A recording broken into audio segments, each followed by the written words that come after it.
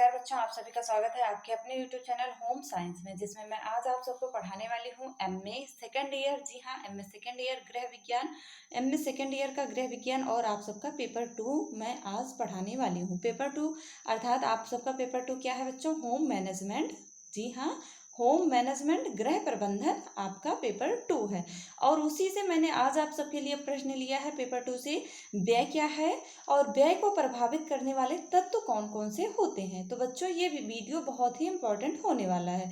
और जिन बच्चों ने आय के स्रोत और आय क्या है, आय की परिभाषा, ये वीडियो नहीं देखा है वो डिस्क्रिप्शन में जा करके मैंने लिंक दे रखा है, वहां से जा करके उस वीडियो को अवश्य देख लें। तो बच्चों हम लोग जानेंगे कि व्यय होता क्या है, व्यय होता क्या है। तो बच्चों अभी तक जिन बच्चों ने चैनल को सब्सक्राइब नहीं किया है, चैनल को सब्सक्राइब कर लें। और जिन्होंने अभी तक वीडियो को शेयर नहीं किया, वीडियो को शेयर कर दें। आगे देखते हैं, आगे बढ़ते हैं बच्चों। क्या है बच्चों? व्यय। जी हाँ, तो सबसे पहले शॉर्ट में व्यय के बारे में जान लेते हैं।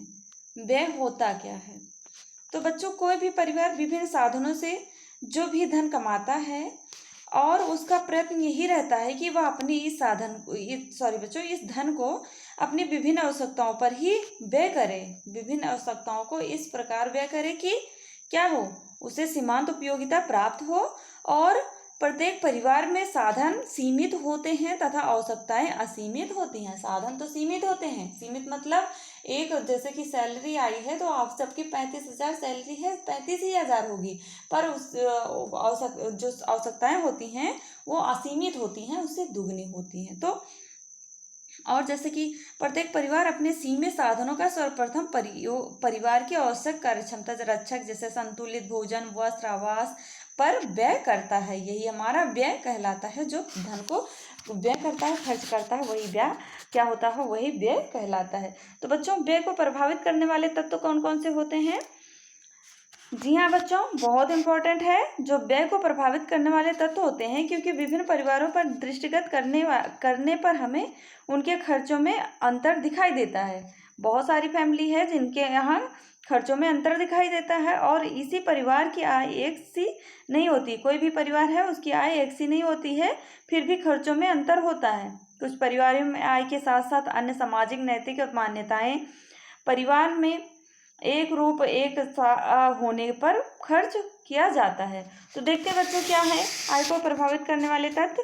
पहला हमारा परिवार का ढांचा। जी हाँ बच्चों, परिवार का ढांचा होता है जिसमें क्या होता है, परिवार के ढांचे में भारत में प्रचलित परिवारों में मुख्य 2 प्रकार के परिवार होते हैं। एक तो हमारा संयुक्त परिवार होता है और दूसरा हमारा एकाकी परिवार होता है। और वहीं देखा जाए संयुक्त परिवार की अपेक्षा एकाकी परिवार में व्यय अधिक होते हैं और संयुक्त परिवार मितव्ययी होते हैं, क्योंकि वह एकाकी परिवार की अपेक्षा कमाने वालों की संख्या अधिक होती है तथा उसके साथ ही परिवार की बहुत सी क्रियाएं ऐसी हैं जहां संयुक्त परिवार के व्यय करने पर कम पैसे में काम हो जाता है, जैसे भोजन, ईंधन, नौकर व मकान का किराया। जबकि एकांकी परिवार में कुछ सदस्यों के लिए उन क्रियाओं का खर्च उतना ही बैठता है।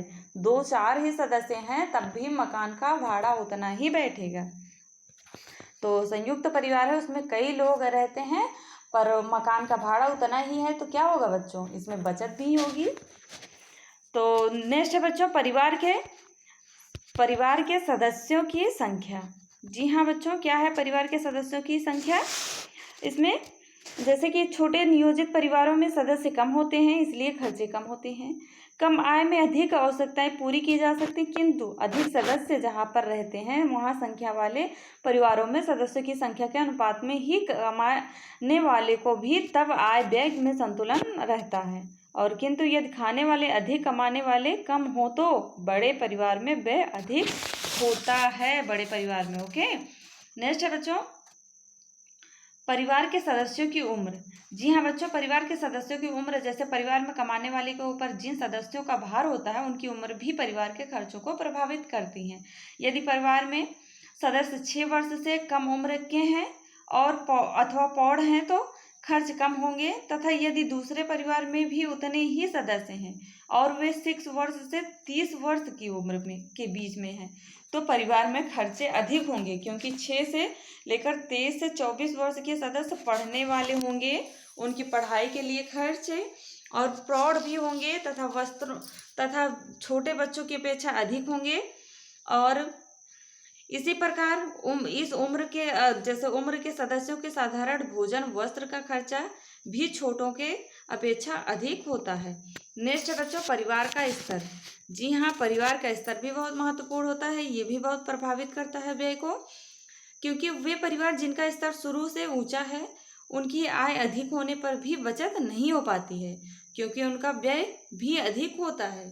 एक वह परिवार जिसका शुरू से रहन सहन का स्तर नीचा है, उसकी आय बढ़ जाने पर उचित स्तर वाले के बराबर नहीं बढ़ता है। जैसे कि एक फैमिली है, उसकी आय अधिक है तब भी वो बचत नहीं कर पाता है, और क्योंकि वो ऊंचा ऊंचा उड़ने में लगा अपना खर्च करता है। जबकि एक ऐसी फैमिली है जिनका स्तर ऊंचा नहीं होता है, उनका रहन सहन नीचा ही रहता है, और वो अपने खर्च को व्यय नहीं करते हैं, पैसे को व्यय नहीं, धन को व्यय नहीं करते हैं। नेक्स्ट है परिवार में धन कमाने वालों का पेशा। जी हाँ बच्चों, कुछ पैसे ऐसे होते हैं जिनमें पैसे से होने वाली सारी आय परिवार पर व्यय नहीं की जा सकती। जैसे किंतु उस आय का कुछ प्रतिशत अपने व्यवसाय को बढ़ाने के लिए पुनः उसी पर व्यय करना पड़ता है। जैसे कि वकील हैं अपनी पुस्तकों पर, डॉक्टर हैं अपने चिकित्सालय पर, डॉक्टर हैं दवाओं को लाएंगे तभी तो और पेशेंट को देंगे, तो कुछ अपने ही व्यवसाय पर खर्च किए जाते हैं। नेक्स्ट बच्चों परिवार द्वारा मान्य धार्मिक परंपराएं। जी हाँ, परिवार द्वारा कई धार्मिक परंपराएं होती हैं जो परिवार धार्मिक व सामाजिक मान्यताओं को अधिक महत्व देते हैं। उनके द्वारा मिलने वाली झूठी प्रतिष्ठा को महत्व देते हैं। वे अपनी आय का एक बड़ा हिस्सा अपनी आवश्यक आवश्यकताओं पर व्यय न कर इन आवश्यक रीति रिवाजों पर व्यय करते हैं। जैसा कि आप सबने देखा होगा OMG गॉड, ओ माई गॉड मूवी, जिसमें क्या नाम था, कांजीलाल भाई की कांतीलाल भाई, जिन्होंने स्वयं भगवान के ऊपर मुकदमा कर दिया था कि वो क्यों खर्च करें, क्यों पैसा मंदिर में दें। उन्होंने स्वयं भगवान के ऊपर मुकदमा कर दिया था। किन बच्चों ने उस मूवी को देखा है? जिन्होंने देखा वो जरूर कमेंट करें। उस मूवी के बारे में सोच के भी हंसी लग रही है, पर बहुत अच्छी मूवी है बच्चों। जिन्होंने नहीं देखा है OMG गॉड, अक्षय कुमार हैं, तो वो ज़रूर देख लें, क्योंकि बहुत अच्छी मूवी है और समझदारी की भी मूवी है। पेपर होने के बाद ओके, क्योंकि पेपर मई में आप सबका होगा, कंफर्म है। अभी डेट नहीं आई है पर मई में पेपर अवश्य ही होगा। तो बच्चों हम बात कर रहे थे जो सामाजिक परंपराएं, कुछ लोग घरों में बहुत सारी सामाजिक परंपराएं होती हैं जिनमें धार्मिक कार्य किए जाते हैं, जिनसे क्या होता है, खर्च अर्थात व्यय बढ़ जाते हैं। नेक्स्ट है बच्चों परिवार कैसे स्थान पर रह रहा है, ये भी मायने रखता है, क्योंकि शहर में रहने वाले परिवार की अपेक्षा गांव में रहने वाले परिवार के खर्च कम होंगे। एक ऐसा परिवार जो शहर में ऐसे स्थान पर रह रहा है जहां बाजार, बच्चों के स्कूल, अस्पताल, पोस्ट ऑफिस तथा अन्य आवश्यकताओं की क्या हो रही है, अन्य आवश्यकताओं की जगह पास है, तथा दूसरा परिवार ऐसी जगह पर रह रहा है जहां उसे आवश्यक स्थानों पर पहुंचने के लिए यातायात के साधनों पर काफी धन व्यय करना पड़ता है।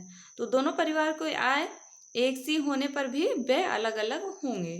नेक्स्ट बच्चों, नेक्स्ट हमारा परिवार के मुखिया की विवेकशीलता। जी हाँ, लास्ट है हमारा बच्चों।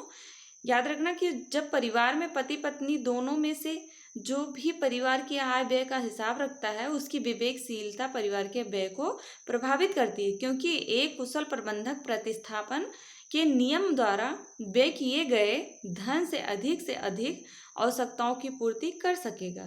दूसरा अविवेकी प्रबंधक अधिक आय होने पर भी कम आवश्यकताएं पूरी कर पाएगा।